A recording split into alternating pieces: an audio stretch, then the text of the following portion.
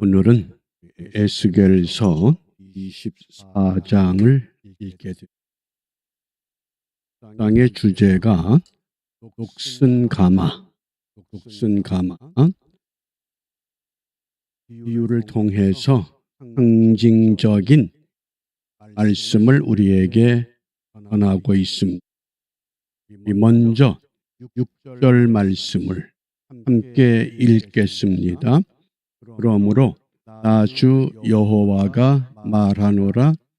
피 흘린 성읍 녹슨가마 곧 그 속에 녹을 없이 하지 아니한 가마여 다 있을진저 제비 뽑을 것도 없이 그 덩이를 일일이 꺼낼지어다. 에스겔 선지자는 지금 바벨론의 포로가 된 상태입니다.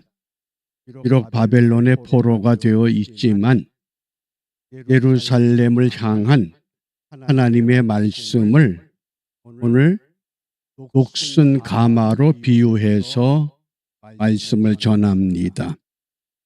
이 가마, 녹슨가마, 예루살렘 성을 상징하는 말씀입니다.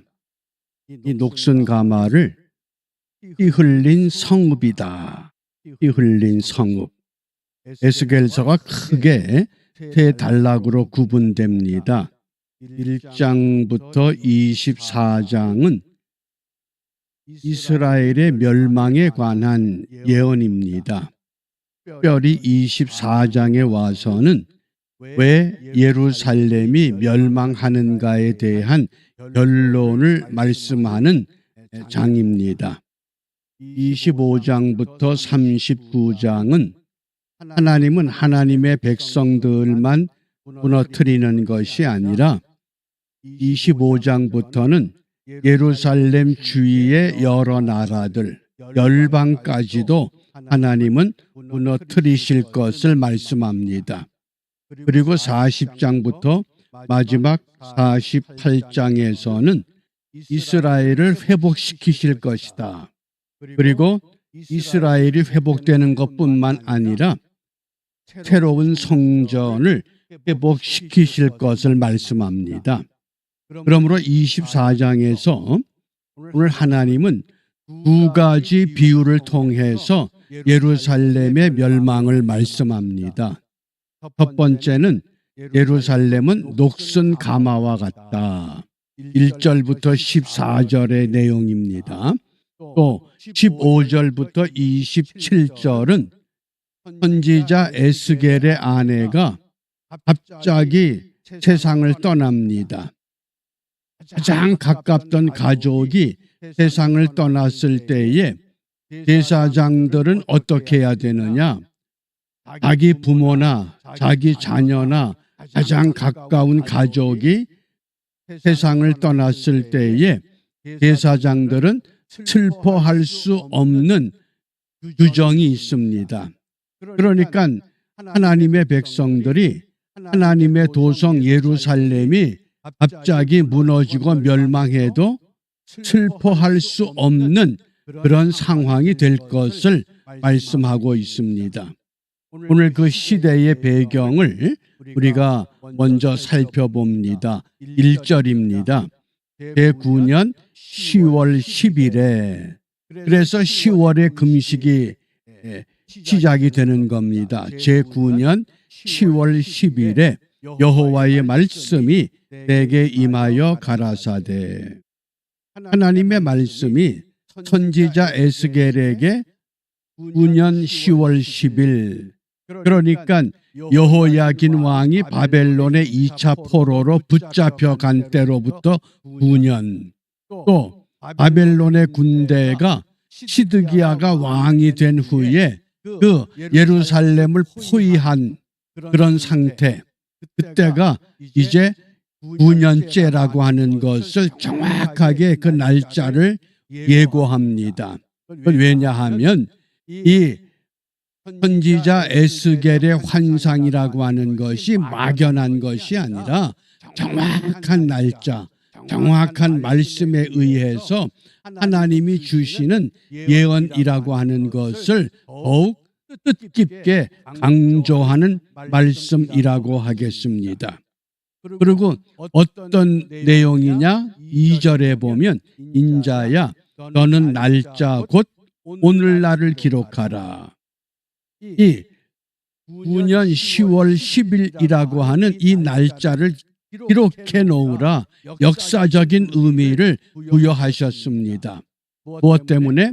바벨론 왕이 오늘날 예루살렘에 핍근하였다. 여기 핍근이라고 하는 건 억압한다, 누른다 그런 뜻입니다. 하나님께서 하나님의 손으로 피 흘린 성읍 예루살렘을 짓누른다 그 뜻입니다. 무엇 때문에? 하나님이 짓눌러서 그곳을 완전히 새롭게 다듬어서 새로운 성으로 채워갈 것을 지금 말씀하시는 겁니다. 그럼 어떻게 이러한 일이 이루어지느냐? 12절에 보면 이 성읍이 수고함으로 스스로 곤비하나 많은 녹이 그 속에서 벗어지지 아니하며 불에서도 없어지지 아니하는도다. 이 많은 녹이라고 하는 것은 죄를 상징합니다. 가마솥이 녹이 슬었습니다. 그런데 녹이 쓴 가마에 뜨겁게 불을 때도 웬만한 가마솥의 녹은 다 달구어지면 녹이 제거가 됩니다.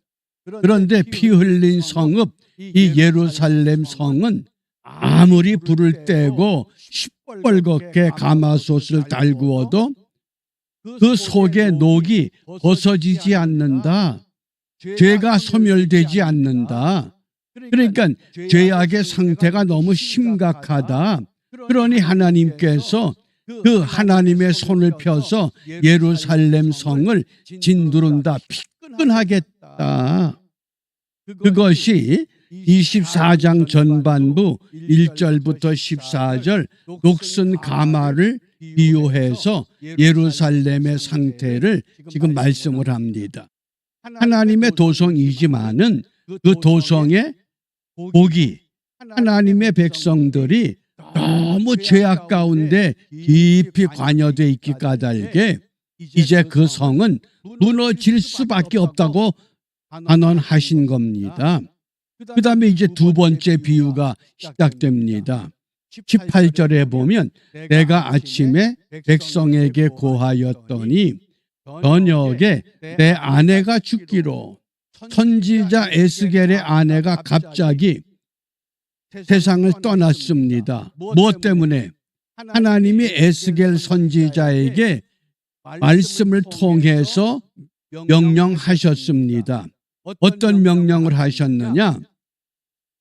16절 17절 말씀에 보면 인자야 내가 내 눈에 기뻐하는 것을 한번 쳐서 빼앗으리니 선지자 에스겔에게 가장 기쁨이 되는 아내 빼앗겠다. 하나님의 백성들에게 가장 기쁨이 되는 예루살렘 성 하나님이 빼앗겠다.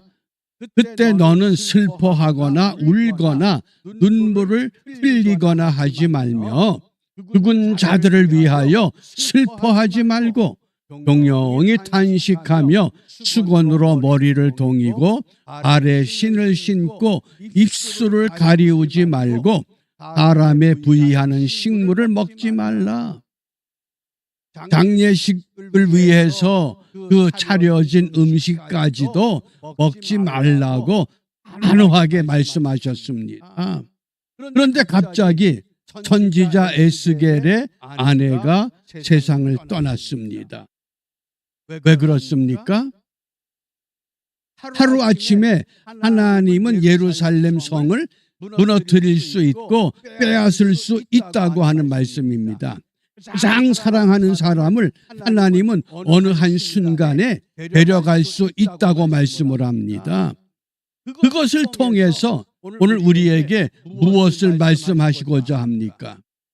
하나님이 아무리 사랑하고 하나님이 아무리 아끼는 그것일지라도 하나님의 마음에 어긋나면 하나님은 그것을 다스리시고 심판하셔서 새로운 것으로 만들어낼 수밖에 없다고 말씀하십니다.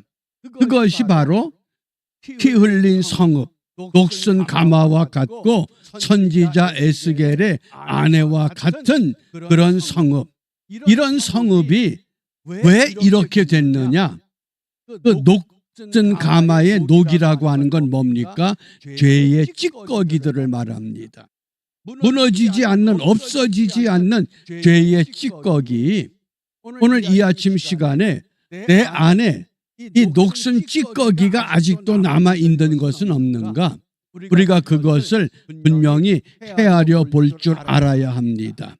그러므로 우리가 무엇을 기도하느냐?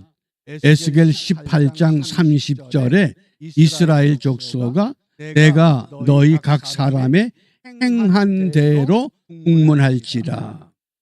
각 사람이 행한 대로 심판하시겠다. 그러므로 너희는 돌이켜 회개하고 모든 죄에서 떠날지어다. 회개하고 하나님의 심판, 하나님의 징계, 하나님의 그 무너뜨리는 그런 멸망의 날이 다가오기 전에 돌이켜 회개하고 모든 죄에서 떠나라. 그렇게 하면 죄악이 너희를 해망케 아니할 것이다. 멸망의 날은 반드시 다가오고 있습니다. 그러므로 우리가 무엇을 기도합니까? 이제라도 죄악된 삶의 길에서 떠나게 하옵소서. 만에 하나 내 안에 아직도 녹슨 찌꺼기와 같은 죄악이 있다고 하면 그것을 완전히 걷어내고 성령의 불로 태워서 다 제거하고 우리는 회개하는 믿음과 성결하게 된 몸과 마음으로 새로운 삶, 새로운 피조물의 삶을 시작해야 한다고 말씀을 합니다. 왜 우리에게 이런 삶이 필요합니까? 하나님이 기대하는 것이 있기 때문에 그렇습니다. 미국 남부 테네시주 내슈빌이라고 하는 지역에 벤더빌트 대학이 있습니다. 유명한 사립대학입니다. 벤더빌트 대학. 그 대학에 전설적인 크리스찬 교수의 이야기가 전해져 옵니다. 그 메디슨 체럿이라고 하는 수학 교수가 있습니다. 모든 사람들에게 존경받는 크리스찬으로서의 바람직한 삶을 교수들에게, 교직원들에게, 학생들에게 본을 보였던 인물입니다. 시험 때가 되면 시험 감독을 하기 위해서 학생들에게 시험지를 돌려준 후에 이렇게 이야기했다고 합니다.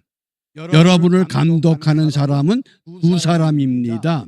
하나는 교수인 나와 또 하나는 여러분의 눈에 보이지 않지만 하나님이 여러분을 감독하십니다. 그리고 덧붙여 말하기를 우리는 지금 두 가지 시험을 치르게 됩니다. 하나는 수학이란 시험이요, 또 하나는 정직이라고 하는 시험입니다. 물론 수학이라고 하는 이 시험에 모두 통과해야 되겠지만 그것보다 더 중요한 시험은 정직이라고 하는 시험입니다. 수학이라고 하는 시험에 통과하고 정직이라고 하는 시험에 통과하지 못한 인생은 하나님이 기뻐하지 않습니다. 차라리 수학이라고 하는 시험에는 통과하지 못할지라도 정직이라고 하는 시험에는 통과해야 할 것입니다. 무엇을 강조한 겁니까? 실력도 중요하지만은 실력과 버금가는 정직한 사람, 정직한 인생, 오늘 예루살렘 성이 하나님의 도성인 건 분명하지만은 그 도성 안에 하나님의 백성들이 하나님의 거룩함을 잃어버린, 하나님의 의를 잃어버린 그런 삶을 계속한다고 하면 하나님의 도성의 의미는 아무런 존재의 근거가 되지 못한다고 하는 교훈입니다. 그러므로 선지자 에스겔은 이 녹슨 가마와 아내의 죽음이라고 하는 이 슬픈 사건을 놓고서 우리가 어떤 길을 선택해야 되느냐? 하나님 앞에 정직한 길을 가자. 다른 건 몰라도 하나님이 인정하는 거룩과 정직과 의와 성결의 삶을 우리가 결단하자. 이러한 삶을 위해서 사도 바울은 이렇게 외쳤습니다. 이후로는 누구든지 나를 괴롭게 하지 마라. 내가 내 몸에 예수의 흔적을 가졌다. 그 예수의 흔적 까닭에 육체의 가시가 나를 괴롭히고 나를 힘들게 해도 그것이 나를 이기지 못한다. 오직 예수라고 하는 이 분명한 메시지를 우리에게 전달했던 것처럼 오늘 우리 하루의 삶이 세상을 향해서 하나님의 이 메시지를 바르게 전달하는 은총의 하루가 되시기를 주님의 이름으로 부탁합니다. 기도하겠습니다. 은혜로우신 아버지 하나님, 하나님의 백성, 하나님의 도성이 멸망의 길로 접어들 때에 선지자 에스겔을 통해서 깨우쳐 말씀하시기를 하나님의 도성이 채워진 것, 이것이 중요한 것이 아니라 그 안에 하나님의 백성들이 어떠한 삶을 살아야 하는가를 깨우쳐 알게 하신 것처럼 오늘 이 시대를 살아야 할 하나님의 백성들이 우리에게 부여된 믿음의 온전한 본분 바르게 감당할 수 있도록 녹슨 찌꺼기와 같은 죄악의 잣돌이 모두 끊어버리고 하나님이 기뻐하고 원하시는 성결한 정결한 믿음의 삶을 결단케 하시고 이러한 삶이 주님 앞에 가는 그날까지 끊임없이 지속될 수 있도록 인도하여 주시옵소서. 예수님 이름으로 기도합니다. 아멘.